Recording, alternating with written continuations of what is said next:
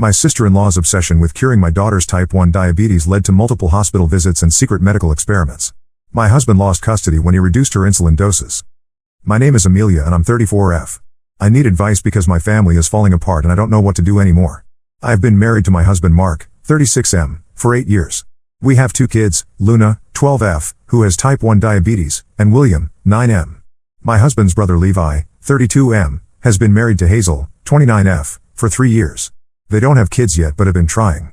Some background about Luna's condition first because it's important to understand how serious this is. She was diagnosed with type 1 diabetes when she was 7 years old.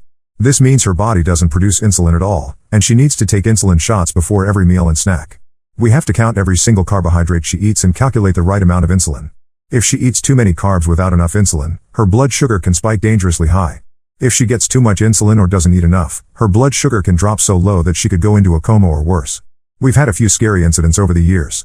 Once when she was 8, she had a severe low blood sugar episode at school because the cafeteria lady gave her regular juice instead of sugar-free by mistake. Luna passed out and had to be rushed to the hospital by ambulance. Since then, we've been extremely careful about what she eats and who prepares her food. We always pack her lunch and snacks, and we've taught both our kids to never accept food from anyone without checking with us first. Hazel has always been a bit difficult to deal with. She works as a nutritionist and thinks she knows better than everyone else when it comes to food and health. She's always making comments about people's eating habits and giving unsolicited advice. When Luna was first diagnosed, Hazel kept suggesting we try different diets to cure her diabetes. She would send us articles about how raw food diets or going gluten-free could reverse type 1 diabetes. We had to explain multiple times that type 1 diabetes is an autoimmune condition that can't be cured with diet changes, but she never seemed to listen. The real problem started about 6 months ago. Levi and Hazel moved to our city because Levi got a new job. They found an apartment about 20 minutes away from us, and suddenly we were seeing them much more often. At first, it was nice to have family nearby. The kids enjoyed having their uncle and aunt around, and Mark was happy to spend more time with his brother. But Hazel started making more and more comments about Luna's diet and medical care. She would say things like Luna looked pale and tired, and maybe we should try giving her more natural foods instead of relying on insulin. She kept bringing up stories about people who had supposedly cured their diabetes with special diets or supplements. Every family dinner became a lecture about how we were harming Luna by not exploring alternative treatments. Mark and I tried to be patient with her. We explained Luna's condition many times. We showed her articles from reputable medical sources about type 1 diabetes. We even had Luna's endocrinologist write a letter explaining why alternative treatments wouldn't work for her condition. Nothing seemed to get through to Hazel.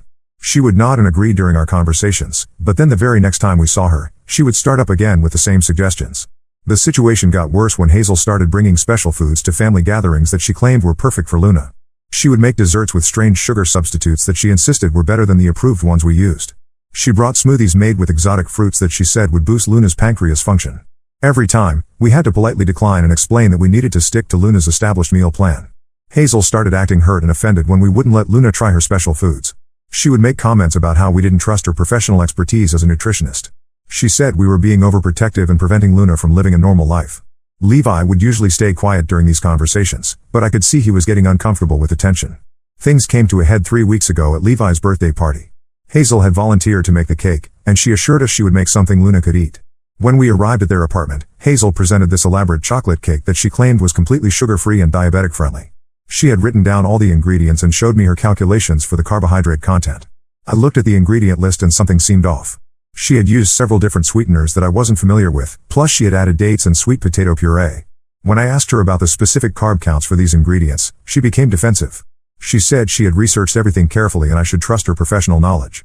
Mark was giving me looks that said I should just let it go to avoid conflict. Luna was excited about having a piece of cake that looked normal instead of her usual sugar-free alternatives. William was already eating his slice and saying how good it was. I decided to let Luna have a small piece, but I told Hazel I would need to monitor Luna's blood sugar closely afterward. Within an hour of eating the cake, Luna's blood glucose meter was showing readings that were climbing rapidly. I gave her a correction dose of insulin, but her numbers kept going up. 2 hours later, she was at dangerously high levels and starting to feel sick. We had to take her to the emergency room where they determined she was going into diabetic ketoacidosis, which can be life-threatening. The doctors got Luna stabilized, but she had to stay in the hospital overnight for monitoring. While we were there, I did some research on my phone about the ingredients Hazel had used. It turned out that several of them had much higher carbohydrate contents than she had calculated. The dates alone had enough natural sugars to spike Luna's blood sugar significantly. When we got home from the hospital, I was exhausted and worried. Luna was okay but shaken by the experience. William was scared because he thought his sister might die. Mark was quiet and wouldn't talk about what had happened. Levi called the next day to check on Luna. I explained what the doctors had found about the cake ingredients. Instead of apologizing, Levi got defensive and said Hazel had worked really hard on that cake. He said mistakes happen and we shouldn't blame Hazel for trying to help. I told him that this wasn't just a mistake. Hazel's overconfidence in her nutritional knowledge had put our daughter in the hospital. That's when Levi said something that made my blood run cold. He told me that Hazel had been doing her own research on Luna's condition and she believed that we were giving Luna too much insulin. He said Hazel thought that if Luna's blood sugar ran a little higher for a while, it might stimulate her pancreas to start working again naturally. She had deliberately used more natural sugars in the cake because she wanted to test her theory. I couldn't believe what I was hearing. Hazel had essentially used our daughter as a test subject for her unproven theories. She had lied to us about the cake ingredients and put Luna at serious risk. I told Levi that Hazel was never to prepare food for Luna again, and that we needed a sincere apology for what had happened. Levi said I was overreacting and that Hazel was only trying to help Luna get better. He accused me of being closed-minded about alternative treatments and said that maybe if we weren't so rigid about following doctor's orders, Luna might actually improve. The conversation ended with both of us hanging up angry. Since then, Levi and Hazel have been calling and texting, but not to apologize. Instead, they keep sending articles about people who have supposedly cured type 1 diabetes with natural methods. Hazel left a voicemail saying that she understood we were scared, but fear was preventing us from giving Luna the help she really needed. Mark has been caught in the middle and doesn't want to choose sides. He says Hazel made a mistake but she meant well. He thinks I should accept their apology and move on so the family can heal. But they haven't actually apologized. They've doubled down on their belief that they know better than Luna's doctors. I'm at the point where I don't want Hazel around my daughter at all. I don't trust her anymore, and I'm scared of what she might try next. But Mark says I'm being too harsh and that cutting off his brother will destroy our family relationships. Am I wrong to want to protect my daughter from someone who has already put her in the hospital once? Should I try to forgive Hazel and hope she learned her lesson? I honestly don't know what to do anymore. Update 1: I want to thank everyone who responded to my original post. The support meant a lot during a really difficult time. Unfortunately, things have gotten much worse since I last wrote. After my post, Mark and I had several long conversations about boundaries with Levi and Hazel. I thought we had reached an understanding. Mark agreed that Hazel couldn't prepare food for Luna anymore, and that we would only see them in situations where we had complete control over what Luna ate. He said he would talk to Levi about getting Hazel to stop sending those articles about alternative diabetes treatments. For about a week, things were quiet. Then Levi called and said he and Hazel wanted to take us all out to dinner to clear the air. He suggested we meet at a restaurant where Luna could order something safe from the menu. Mark thought this was a good sign that they were ready to respect our boundaries. We met at a family restaurant that we've been to before with Luna. She knows their menu well and there are several dishes she can eat safely. When we arrived, Levi and Hazel were already there with a wrapped gift bag on the table. Hazel said they had brought something special for Luna to show there were no hard feelings. The gift was a cookbook called Healing Diabetes Naturally along with a bottle of cinnamon supplements. Hazel explained that cinnamon had been proven to lower blood sugar and regulate insulin naturally. She said if we gave Luna the supplements daily along with following some of the recipes in the book, we might see real improvement in her condition. I looked at Mark hoping he would step in, but he just sat there looking uncomfortable. I told Hazel that we appreciated the thought, but Luna's treatment plan was working well and we weren't interested in making changes. Hazel's face changed immediately. She said she couldn't understand how we could be so stubborn when our daughter's health was at stake. That's when Hazel said something that made me realize how deep her delusions went. She told me that she had been in contact with 3 different families whose children had type 1 diabetes, and all of them had seen improvements using natural methods. She said these families had been brave enough to reduce their children's insulin doses while adding supplements and dietary changes. According to Hazel, 2 of the children were now completely insulin-free. I asked her how she had found these families. She said she had joined several online groups for parents of diabetic children and had been sharing information about natural treatments. She had been telling people that conventional medical treatment was keeping their children sick and dependent on pharmaceutical companies. I was horrified. Hazel wasn't just endangering Luna, she was spreading dangerous misinformation to other families dealing with this condition. I told her that reducing insulin doses for type 1 diabetics could kill them. She responded that fear was exactly what pharmaceutical companies wanted us to feel so we would keep buying their products. Levi jumped in and said Hazel had spent months researching this topic and had found peer-reviewed studies supporting natural treatments. When I asked to see these studies, Hazel said she had them saved on her computer at home. She promised to email them to us later. Luna had been quietly listening to this conversation while eating her grilled chicken and vegetables. When Hazel turned to her and started explaining how the cinnamon supplements would help her feel more energetic, Luna looked scared and confused. She asked me quietly if she was going to have to stop taking her insulin. That was my breaking point. I told Luna that absolutely nothing was changing about her medication, and then I told Hazel and Levi that this conversation was over. I said we were leaving and that they needed to stop pushing unproven treatments on our family. Hazel started crying and said we were making a terrible mistake. She said she had helped other families and she could help Luna too if we would just listen. Levi put his arm around Hazel and told me I was being cruel and close-minded. He said Hazel was a trained professional and I should at least consider her advice. Mark finally spoke up and said we should all calm down and discuss this rationally. But I was done being rational about people who wanted to mess with my daughter's life-saving medication. I took Luna and William and left the restaurant. Mark stayed behind to talk to his brother. When Mark came home an hour later, he said Levi and Hazel were hurt and confused by my reaction. He said Hazel genuinely believed she was trying to help Luna, and maybe we could find some middle ground where we listened to her ideas without actually changing Luna's treatment. I told Mark there was no middle ground when it came to our daughter's health. Either he was going to support keeping Luna safe from Hazel's dangerous ideas, or he was going to have to choose between his wife and daughter versus his brother and sister-in-law. The next morning, I found the email Hazel had promised to send. It contained links to 3 websites that were clearly not legitimate medical sources.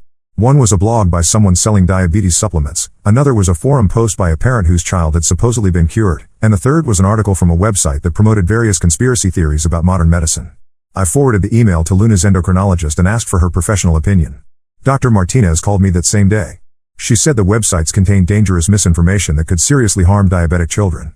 She was particularly concerned about the forum post that described reducing a child's insulin doses, because the symptoms described in the post actually sounded like the early stages of diabetic ketoacidosis. Dr. Martinez asked if Hazel was a licensed nutritionist or just someone who called herself one. When I looked into it, I discovered that Hazel had taken some online courses and received a certificate, but she wasn't licensed by our state's health department. She legally couldn't provide medical nutrition therapy without supervision from a licensed dietitian. I shared this information with Mark, hoping it would help him understand how unqualified Hazel was to give medical advice.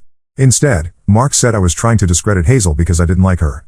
He said even if she wasn't formally licensed, she still had more training in nutrition than we did. That weekend, Levi called and said Hazel was feeling terrible about the tension in our family. He asked if they could come over to our house so Hazel could apologize properly. Mark encouraged me to agree, saying it might help heal the rift between us. Against my better judgment, I said they could come over Sunday afternoon. I made it clear that there would be no discussion about Luna's medical care and no gifts or supplements brought into our house. They arrived with flowers for me and a regular toy for Luna, a craft kit that had nothing to do with diabetes or health. For the first hour, everything seemed normal. Hazel apologized for pushing too hard and said she understood our concerns. She said she just cared about Luna and wanted her to have every possible option for getting better. Then William innocently mentioned that Luna's blood sugar had been running a little high that week because she was getting over a cold. Hazel's eyes lit up immediately. She said high blood sugar during illness was actually a sign that Luna's body was trying to heal itself naturally. She suggested we might want to reduce Luna's insulin slightly during sick days to let her natural healing processes work better. I stood up and told Levi and Hazel they needed to leave immediately. Hazel started protesting that she was just making a casual observation, not giving medical advice. But I could see that she hadn't changed at all. She was still looking for any opportunity to undermine Luna's medical treatment. As they were leaving, Hazel hugged Luna goodbye and whispered something in her ear. After they left, I asked Luna what Hazel had said. Luna looked worried and told me that Hazel had said she should pay attention to how she felt after taking insulin because her body might be trying to tell her she didn't need as much.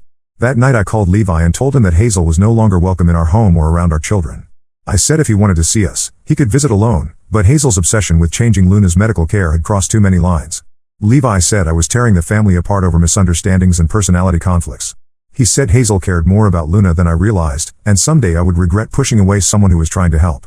Mark has been sleeping in the guest room since the conversation. He says I've put him in an impossible position and he doesn't know how to fix things with his brother. But I refuse to compromise when it comes to protecting my daughter from someone who could seriously harm her. Update 2: I wish I could say things had gotten better, but the situation with Hazel has escalated in ways I never expected. The events of the past few weeks have shown me just how deep her obsession with Luna goes. After I banned Hazel from our house, Levi continued visiting alone for a while. Mark seemed relieved that he could maintain a relationship with his brother without the constant tension around Hazel. Levi would come over for dinner or weekend barbecues, and everything felt relatively normal. But I started noticing that Levi would ask a lot of questions about Luna's daily routine. He wanted to know what time she checked her blood sugar, when she took her insulin shots, and what she ate for her snacks.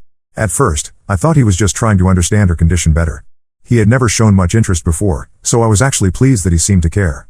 It wasn't until Luna mentioned something strange that I realized what was really happening. She told me that Uncle Levi had been asking her private questions about how insulin made her feel and whether she ever felt like she didn't need it. He had also been telling her stories about kids who had gotten better from diabetes by eating different foods. When I confronted Levi about this, he claimed he was just making conversation with his niece. But I could tell he was uncomfortable. I told him that discussions about Luna's medical condition were off limits, and if he couldn't respect that boundary, he wouldn't be welcome either. Levi stopped visiting after that conversation, but the problems didn't end there. Luna started receiving packages addressed specifically to her.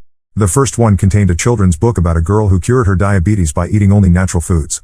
The second package had vitamin gummies that were supposed to support pancreas function. Each package included a note saying it was from someone who cared about her health. The packages weren't signed, but it was obvious they came from Hazel. When I called Levi to ask him to make Hazel stop, he claimed he didn't know anything about packages. He said maybe Hazel was trying to maintain a connection with Luna since I had cut off all other contact. I told Levi that sending medical supplements to a child without her parents' permission was completely inappropriate. He said Hazel was just trying to show she cared, and maybe if I wasn't so hostile toward her, she wouldn't have to resort to mailing things. The packages kept coming. Luna received herbal teas, sugar-free candies made with questionable ingredients, and even a glucose meter that Hazel claimed was more accurate than the one prescribed by Luna's doctor. I had to explain to Luna that she couldn't use any of these items because they weren't part of her treatment plan. Luna started asking why Aunt Hazel kept sending her things she couldn't use. She wondered if there was something wrong with the medicine her doctors gave her. I realized that Hazel's campaign was making Luna doubt her medical care, which was exactly what I had been trying to prevent. I decided to involve Luna's school to make sure Hazel couldn't contact her there. I spoke with the principal and Luna's teacher about the situation. They agreed to screen any packages or visitors and to call me immediately if anyone tried to discuss Luna's medical condition with her. 2 weeks later, the school called. Hazel had shown up during lunchtime claiming to be Luna's aunt who needed to bring her forgotten medication. She had a bottle of cinnamon capsules and insisted that Luna was supposed to take them with her lunch. The office staff followed protocol and refused to let Hazel see Luna, then called me immediately. When I arrived at the school, Hazel was still in the parking lot. She approached me and said she had been trying to help Luna because her blood sugar readings were probably inaccurate. She had somehow obtained Luna's glucose log from the previous month and was analyzing the numbers. According to Hazel, Luna's readings were too stable, which meant the insulin was suppressing her body's natural healing abilities. I asked Hazel how she had gotten Luna's medical information. She said Levi had taken photos of Luna's glucose meter one day when he was visiting and had shared them with her so she could provide professional analysis. That revelation shook me more than anything else that had happened. Levi had been secretly gathering Luna's private medical data and sharing it with Hazel. They had been working together to undermine Luna's treatment behind our backs. I drove straight to Levi's workplace and confronted him in the parking lot. He admitted that he had been sharing information with Hazel because he was worried about Luna too. He said Hazel had convinced him that Luna's doctors might not be giving her the best possible care, and they needed more information to help us understand our options. Levi said Hazel had been in contact with a naturopathic doctor who specialized in reversing diabetes in children. This doctor had reviewed Luna's glucose logs and believed there was a good chance Luna could be weaned off insulin if we followed a specific protocol involving diet changes and supplements. I told Levi that he had violated our trust and put Luna at risk by sharing her private medical information. He said he was trying to save Luna from a lifetime of dependency on insulin injections. He believed Hazel had found a way to actually cure Luna instead of just managing her condition. When I got home, Mark was waiting with a serious expression. Levi had called him and explained his side of the story. Mark said his brother was genuinely trying to help Luna, and maybe we should at least meet with Hazel's naturopathic doctor to hear what he had to say. I couldn't believe Mark was still considering Hazel's ideas after everything that had happened. I told him that if he wanted to risk Luna's life based on advice from someone who wasn't even a real doctor, he could find somewhere else to live while he figured out his priorities. Mark said I was being unreasonable and that my hostility toward Hazel was preventing our family from getting help that could change Luna's life forever. He packed a bag and went to stay with Levi while we both thought about what we wanted to do. That night, Luna asked why Daddy had left and whether it was because she was sick. William wanted to know if we were getting divorced because of Luna's diabetes. I realized that Hazel's interference had spread far beyond just medical issues. She was destroying our entire family. The next day, I took Luna to see Dr. Martinez for her regular appointment. I explained everything that had been happening with Hazel and asked for advice about how to handle the situation. Dr. Martinez was very concerned about the packages Luna had been receiving and the unauthorized sharing of her medical information. Dr. Martinez explained that type 1 diabetes cannot be cured or reversed through diet and supplements. She said the naturopathic approaches Hazel was promoting could cause serious harm or death if families reduced or stopped insulin based on those recommendations. She offered to speak with Mark and Levi to explain the medical facts, but I wasn't sure they would listen. That evening, Hazel called our house directly. She said she knew Mark was staying with Levi and that our marriage was in trouble because of my stubbornness. She offered to back off from Luna's case if I would just agree to one meeting with her naturopathic consultant. She said all she wanted was for Luna to have the chance at a normal life without daily injections. I hung up on her, but she called back immediately. This time she was crying and begging me to consider Luna's future. She said she had spoken with the parents of children who were now insulin-free, and they all said their only regret was waiting so long to try natural treatments. When I hung up again, she sent a text saying she had videos of these children's recovery stories and would email them to me. The videos showed parents talking about their children's improvement after following naturopathic protocols, but I noticed that none of the videos actually showed the children or provided any medical documentation. I forwarded everything to Dr. Martinez, who confirmed that these types of testimonial videos were common in alternative medicine scams. She said families who actually tried these approaches rarely shared the negative outcomes publicly. I realized that Hazel wasn't going to give up on her crusade to change Luna's treatment. She had convinced Levi and possibly Mark that she was trying to save Luna's life. As long as she believed she was on a rescue mission, she would continue finding ways to interfere with Luna's medical care. Update 3. I'm writing this final update because the situation with Hazel has finally reached a resolution, though not the one I had hoped for when this all started. After Mark moved out, I thought having some space might help him see Hazel's behavior more clearly. Instead, the opposite happened. Levi and Hazel convinced Mark that I was the one being unreasonable and that they were Luna's best advocates. Mark started bringing Luna to visit Levi's apartment on his custody weekends, which meant she was around Hazel again despite my objections. The first time this happened, Luna came home with a new glucose meter that Hazel claimed was more accurate than her prescribed one. Luna was confused about which meter she was supposed to use and worried that her regular one might be giving wrong numbers. I had to take her back to Dr. Martinez to confirm that her original meter was working correctly and that Hazel's replacement was actually less reliable. I tried to get a court order preventing Mark from taking Luna around Hazel, but the family court judge said I needed to prove that Hazel posed a direct threat to Luna's safety. The judge viewed the birthday cake incident as a mistake rather than intentional harm, especially since Hazel wasn't trying to hurt Luna according to Mark's testimony. Meanwhile, the packages addressed to Luna continued arriving. Hazel had moved on from supplements to sending books and DVDs about children who had supposedly recovered from various medical conditions through natural healing. She also sent Luna a journal with instructions to write down how she felt after taking insulin so she could track whether the medication was helping or hurting her. Luna started having nightmares about her insulin injections. She would ask me if the medicine was actually making her sicker like Aunt Hazel said. She wanted to know why we couldn't just try the natural treatments for a little while to see if they worked. Hazel's constant messaging was making Luna doubt the medical care that kept her alive. The breaking point came when Luna had a severe low blood sugar episode during one of her weekends with Mark. According to Mark, Luna had been asking questions about whether she really needed all her insulin shots, and he had begun to wonder the same thing. He decided to give her slightly less insulin with her lunch to see what would happen. Luna's blood sugar dropped dangerously low that afternoon. She became confused and shaky, then lost consciousness. Mark had to call an ambulance, and Luna spent another night in the hospital while doctors stabilized her blood glucose levels. While Luna was in the hospital, Dr. Martinez pulled me aside and said she was required to report the incident to Child Protective Services. She explained that deliberately giving a diabetic child insufficient insulin constituted medical neglect, even if the parent thought they were helping. The CPS investigation revealed the extent of Hazel's influence on Mark's decisions. Mark admitted that Hazel had convinced him Luna was receiving too much insulin and that her doctors were keeping her unnecessarily dependent on medication. He had been gradually reducing Luna's doses during his custody weekends to test Hazel's theories. The caseworker interviewed Luna about her living situation and medical care. Luna told them about all the packages from Aunt Hazel and the confusing messages about not needing her insulin. She said she didn't know who to believe about her medicine anymore. CPS determined that Mark could not safely care for Luna while he continued to follow Hazel's medical advice. They suspended his overnight custody and required him to complete a course on type 1 diabetes management before he could have unsupervised visits again. Mark was furious about losing custody and blamed me for involving the authorities. He said I had destroyed our family over a disagreement about treatment approaches.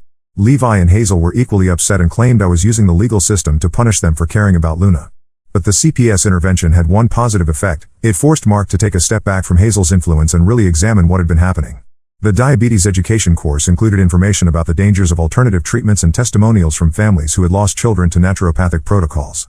Mark called me after his third class and admitted that he had been wrong to experiment with Luna's insulin doses.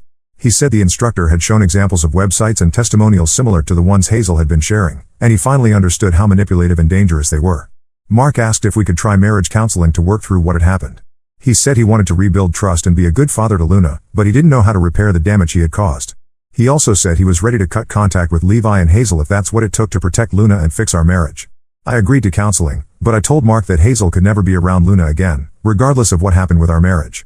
Mark said he understood and was prepared to choose Luna's safety over his relationship with his brother. Levi was not happy about Mark's change of heart.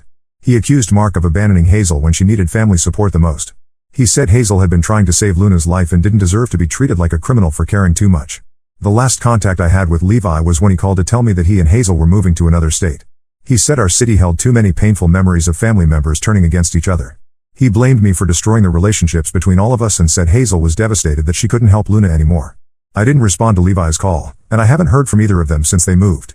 Luna asks about Uncle Levi sometimes, but she seems relieved that no one is questioning her medical care anymore. She's back to trusting her doctors and following her treatment plan without worry. Mark and I are still in counseling, working through the trust issues created by his decision to experiment with Luna's insulin. Some days are better than others, but we're both committed to making sure nothing like this ever happens again. Mark has learned to recognize manipulative medical misinformation and stands firm against anyone who questions Luna's treatment. Luna is doing well medically and emotionally. Her blood sugar control is excellent, and she stopped having nightmares about her insulin injections. William seems happier now that the adults aren't constantly arguing about medical treatments. I don't know if Levi and Hazel learned anything from this experience. Part of me hopes they found proper support for whatever was driving Hazel's obsession with fixing other people's medical conditions. But mostly I'm just grateful that they're no longer in our lives where they could cause harm to Luna or other children.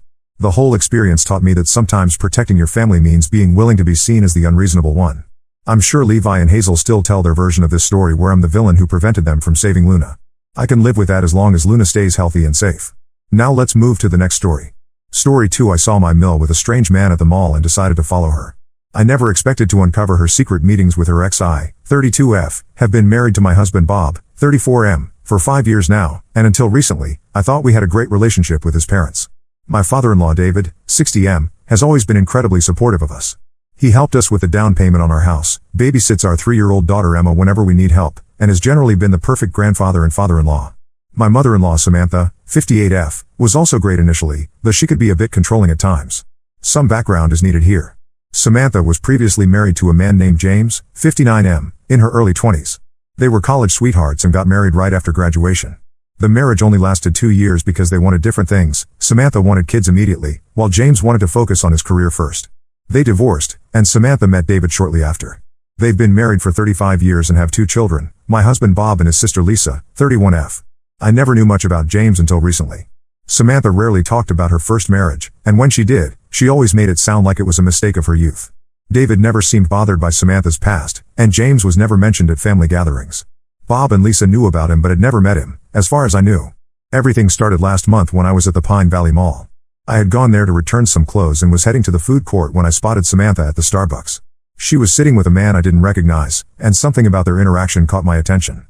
They weren't just having a casual conversation. Samantha was laughing at everything he said, touching his arm frequently, and had that flirtatious body language that was impossible to miss.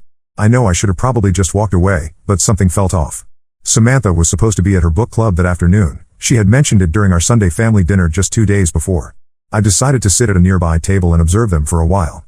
The man looked to be around Samantha's age, well dressed in a business suit, and they seemed very comfortable with each other. What really set off alarm bells was when he reached across the table and wiped something off her face. It was such an intimate gesture. They spent nearly 2 hours at the cafe, and their behavior became increasingly flirtatious. When they finally got up to leave, I saw them walk to the parking lot together.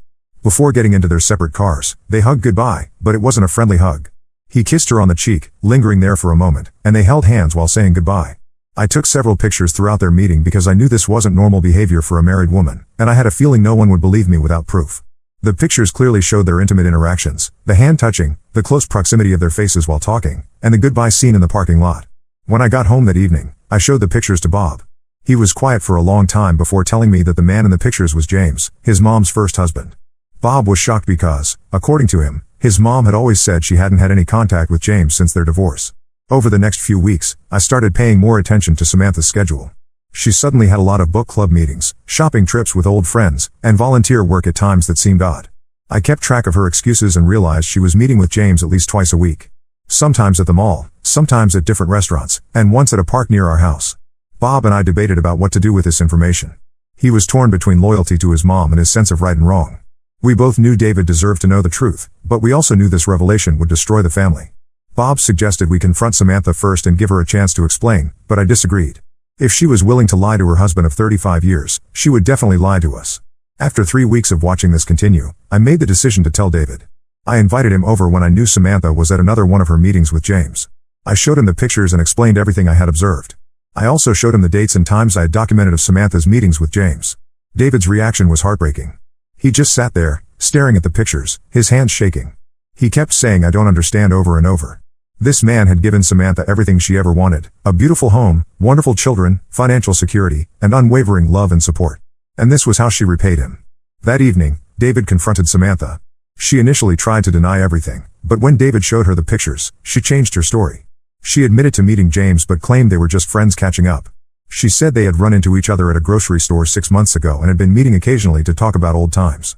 But if they were just friends, why did she lie about where she was going? Why did she hide these meetings from everyone? And why did she act so intimately with him in public? The pictures clearly showed behavior that went beyond friendship. Samantha was furious with me for exposing her.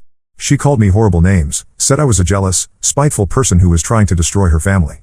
She claimed I had misinterpreted everything and was making something innocent look bad. Lisa immediately took her mom's side, saying I had no right to spy on Samantha or interfere in her personal life. Now the whole family is divided. David has moved out of their house and is staying with his brother. Samantha is playing the victim, telling everyone that I'm trying to destroy her marriage out of spite. Lisa won't speak to me or Bob, and Samantha's siblings have been sending us angry messages about how we've ruined their family. Bob supports my decision to tell David, but I can see how much this is hurting him. Ida for exposing Samantha's secret meetings? Should I have just minded my own business? Edit. Some people are asking why I think Samantha and James were having an affair when they were just meeting and hugging. There's more to it than just that. In the pictures I took, you can clearly see them holding hands under the table, and James was kissing her neck at one point. Also, Samantha had been lying to David about where she was going when she met James. If it was just innocent friendship, why lie? Update 1. It's been 3 weeks since my last post, and everything has gotten much worse than I could have imagined. I'm still processing everything that's happened, and it feels like our family is falling apart more each day. After the initial confrontation, Samantha moved in with Lisa, claiming she needed space to figure things out. David stayed at their house, and Bob and I tried our best to support him. David was struggling badly, he wasn't eating properly, wasn't sleeping well, and spent most of his time just sitting in their bedroom looking at old photo albums. It was heartbreaking to see this proud, strong man reduced to such a state. Samantha kept trying to control the narrative. She told everyone that I had misinterpreted innocent meetings between old friends and turned them into something scandalous. She even went to our church and told people there that I was trying to destroy her marriage because I was jealous of her close relationship with Bob. Some people actually believed her, and we started getting cold shoulders from people we'd known for years. Bob was trying to stay neutral at first, supporting his dad while still hoping his mom would come to her senses. He visited Samantha at Lisa's house a few times, trying to understand her side of the story. But each time he came back more frustrated because Samantha would just cry and play victim instead of explaining her actions. Then last week, everything exploded. It happened because of a simple mistake. Lisa accidentally sent a message to our family group chat instead of sending it privately to Samantha. The message read, "Mom, I found a perfect apartment for you and James. It's in the River Heights area, close to his office. His divorce will be final next month, so the timing works perfectly. You can start moving your things gradually before David notices anything missing." The message also had pictures of a luxury apartment attached. Before Lisa could delete it, everyone in the family had seen it. Bob immediately called Lisa, but she denied him access to Samantha. That's when all the truth started coming out. Samantha finally admitted everything. Apparently, she ran into James at a college reunion 6 months ago. According to her, seeing him brought back all her old feelings. They started meeting secretly, and soon realized they were still in love. James confessed that he had regretted letting her go all those years ago, and now that his kids were grown up, he was ready to be with her. The most shocking part was that Samantha had been planning to leave David for months. She and James had it all mapped out. He would divorce his current wife, who had no idea about any of this. They would both sell their houses, and then buy a place together. Samantha had already started moving some of her jewelry and important documents to Lisa's house. When Bob asked Lisa how long she had known about this, she broke down and admitted she'd been helping her mom plan this since the beginning. She had been covering for Samantha's meetings with James, helping her look for apartments, and even helping her set up a secret bank account to transfer money into. Bob was devastated by Lisa's betrayal. They had always been close despite their different personalities. He couldn't understand how his sister could help destroy their family like this. When he asked her why, Lisa said she just wanted their mom to be happy, and she believed Samantha and James were meant to be together. David's reaction to all this was heartbreaking. We were with him when he read Lisa's message, and he just crumbled. He kept asking what he had done wrong, why wasn't he enough, whether Samantha had ever really loved him or if he had just been a replacement for James all these years. He started going through old photos and videos, questioning every happy moment they had shared. The next day, Samantha officially filed for divorce. She didn't even have the decency to tell David personally. He found out when the papers were served to him at work. She's now openly dating James, posting pictures of them together on social media, acting like she's finally found her happiness. Lisa has completely cut off contact with Bob and me. She sent us a long message saying we had no right to interfere in her mom's life and that true love shouldn't be denied just because of societal expectations. She accused us of being judgmental and said if we really loved Samantha, we would want her to be happy. Samantha's side of the family is making our lives miserable. They're spreading rumors about me, saying I fabricated the whole thing because I was jealous of Samantha's wealth and social status. Some of them have even started calling our mutual friends, telling them not to trust me because I'm a homewrecker. Bob is trying to stay strong, but I can see how much this is hurting him. He lost his mom, sister, and half his extended family in one go. He keeps saying he supports my decision to expose the truth, but sometimes I catch him looking at old family photos with tears in his eyes. The only small positive in all this is that David's family has been incredibly supportive. His brother helped him find a good divorce lawyer, and his sister has been coming over every day to make sure he eats properly. They've all made it clear that they still consider Bob and me part of their family, regardless of what happens with Samantha. I still don't regret telling David the truth, but seeing all this pain and destruction makes me understand why people sometimes choose to keep secrets. The weight of knowing you caused this much hurt, even if it was the right thing to do, is heavy to bear. Update 2. 2 months have passed since my initial post, and what we've discovered has shocked us even more than the original affair. Last week, Mary, 62F, Samantha's former college roommate and longtime family friend, reached out to Bob with information that has completely changed everything we thought we knew about Samantha and James's relationship. Mary had been carrying this burden for years but finally decided to come forward after seeing how everything was unfolding. According to her, Samantha and James's relationship never really ended after their divorce. They had been meeting secretly throughout Samantha's entire marriage to David, approximately every 5 to 7 years. The pattern was always the same. They would run into each other at some event or through mutual friends, start meeting secretly, have a brief affair lasting a few months, and then go back to their respective lives. This cycle had been repeating for over 3 decades. Several of Samantha's old friends knew about these encounters but kept quiet to maintain family peace and because they believed Samantha would eventually stop. Mary provided evidence, old photos, letters, and even emails from various years showing Samantha and James together. She had kept everything because she felt guilty about her role in helping them hide their meetings. The evidence showed meetings in 1992, 1998, 2005, 2012, and now 2024. Each time, Samantha would tell David she was going on girls' trips or visiting college friends, while actually meeting James. But the most devastating revelation came when Mary told us about Lisa's paternity. During one of their affairs in 1993, Samantha got pregnant with Lisa. She knew there was a possibility that James was the father, but she never told David. She let him believe Lisa was his daughter and went on raising her as if nothing had happened. This explains so much about Lisa's behavior. We discovered that Samantha had told Lisa the truth about James being her biological father when Lisa was 18. This revelation suddenly made sense of why Lisa had always been so protective of her mother and so willing to help her leave David. She wasn't just helping her mom find happiness, she was helping her biological father too. Bob was devastated by this news and immediately got a DNA test done. The results confirmed that he is definitely David's son, but this knowledge brought him little comfort. The fact that his mother had lied about something so huge for so many years made him question everything about his childhood. When confronted with this information, Samantha's reaction was shocking. Instead of showing remorse or trying to explain, she became defensive. She said she had always loved James more than David, but stayed with David because he was stable, dependable, and good with children. She claimed she did what was best for everyone by keeping the truth hidden. David's reaction to finding out about Lisa's paternity was heartbreaking. This man had spent 31 years loving and raising a daughter who wasn't biologically his, never suspecting anything. He had paid for her education, walked her down the aisle at her wedding, and was a devoted grandfather to her children. Finding out it was all based on a lie has crushed him completely. The revelation has also led David to question everything about his marriage. He's now having his lawyer conduct a forensic audit of all their finances, suspicious that Samantha might have been giving money to James over the years. They've already found some unexplained withdrawals from their joint accounts that coincide with the years Mary mentioned. Lisa's reaction to her paternity becoming public knowledge has been mixed. She's angry at Mary for revealing the secret, but she can't deny anything because she's known the truth for years. She's still supporting Samantha, claiming that biology doesn't matter and that what's important is that David got to be her father for 31 years. Bob hasn't spoken to Lisa since finding out she knew about her paternity and kept it secret. He says he understands why she's sided with Samantha now, but he can't forgive her for watching David love her and care for her all these years while knowing he wasn't her real father. The most surreal part is that Samantha seems to feel no guilt about any of this.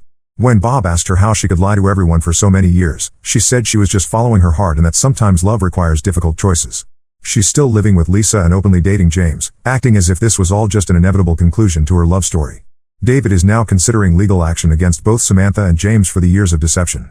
His lawyer is looking into whether James's knowledge of Lisa's paternity and their ongoing affair could impact the division of assets in the divorce. Update 3. It's been 6 months since everything came to light, and the situation has finally reached its conclusion, though not in the way anyone expected. The whole truth has come out, and the consequences have been severe for everyone involved, especially Samantha. The forensic audit David's lawyers conducted revealed shocking financial details. Samantha hadn't just been meeting James over the years, she had been financially supporting him too. They found transfers totaling almost $200,000 from David's retirement savings to various accounts linked to James. Samantha had been systematically stealing from her husband for years, taking small amounts that wouldn't be immediately noticeable. The money trail showed regular transfers coinciding with James's business troubles. Apparently, James wasn't as successful as Samantha had made him out to be. His thriving medical practice had been struggling for years, and Samantha had been helping him stay afloat with David's money. She even helped pay for his children's college tuition while hiding it from David. David's lawyer is now handling both the divorce and criminal charges for financial fraud. Samantha could face serious legal consequences for the theft. She tried to claim that David had known about the transfers, but their financial advisor confirmed that David had never authorized any of these transactions. Samantha and James are living together now, but their perfect reunion isn't going as planned. James's divorce was messy once his wife discovered the full extent of his relationship with Samantha. She got 75% of their assets and primary custody of their teenage children, who want nothing to do with their father or Samantha. James's medical practice is struggling even more now that the scandal has become public in their community. Samantha's reputation has been completely destroyed. Most of her friends have distanced themselves from her, especially after learning about her decades of deception. She's been asked to step down from her position on the church board and the local charity committee she chaired. Even her bridge club, which she'd been part of for 20 years, asked her not to return. The biggest change came in Lisa's behavior. When the financial fraud came to light, she finally started to see her mother's actions clearly. Finding out that Samantha had been stealing money meant for her siblings' college funds was apparently the last straw. She's now talking to David again, realizing that the man who raised her showed more love and integrity than her biological father ever did. Lisa tried to apologize to Bob for her role in everything, but he's not ready to forgive her yet. The revelation that she knew about her paternity for years and watched David love her unconditionally while helping Samantha deceive him is something Bob is still struggling to process. He told her he needs time and distance before he can consider having any relationship with her. David is doing much better now. He's focusing on rebuilding his life and has started traveling with his brother. He's also taking steps to protect his assets and has updated his will to ensure Bob and his grandchildren are provided for. Despite everything, he's still trying to maintain a relationship with Lisa's children, showing what a truly good man he is. Bob and I have gone completely no contact with Samantha. We blocked her on everything after she tried to blame me for destroying her reputation by exposing her affair. She even showed up at our house drunk one night, screaming about how I had ruined her life. We had to call the police to remove her, and now we have a restraining order against her. I still don't regret exposing the truth, even though it caused so much pain. The last 6 months have shown me that sometimes doing the right thing hurts, but living with lies hurts more. Samantha's actions have torn this family apart, but at least now everyone knows the truth and can start healing. David said something the other day that really stuck with me: better to be hurt by the truth than comforted by a lie. After everything that's happened, I couldn't agree more.